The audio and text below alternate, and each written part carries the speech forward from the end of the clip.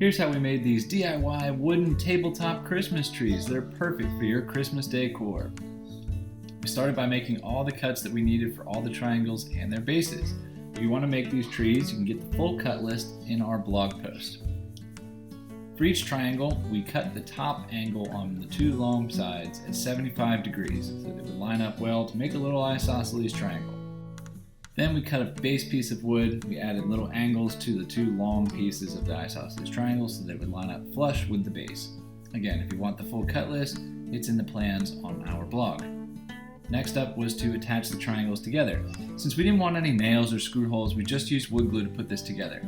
Our best tip for combining something with wood glue is to use painter's tape. For this, put painter's tape on the ends of the pieces that you're going to glue, add the glue to the joints, and then fold over the painter's tape to seal it. We use the same method for the base. For the base, we cut a longer piece of wood, two shorter pieces of wood on the side, and clamp those together.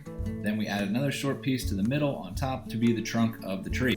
Once the trees were dry, we laid them on a piece of 1/4-inch plywood and traced the inner piece of the triangle. Then we used our scroll saw to cut out those inner triangles for each of the three triangles. This would serve as the backer. We added this in by putting wood glue around the edge of the inner triangle and then pushing it into place of the triangle.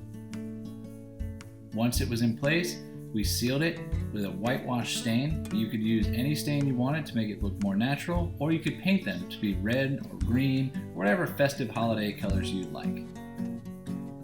These trees are a perfect little accent just by themselves, but one thing that we did was add little cuts of wrapping paper. It adds a personalized touch to our decor that'll match the presents under our tree. We simply measured this out along the back piece of plywood and taped them into place so we can change them every year. Get the plans and find more at charlestoncrafted.com.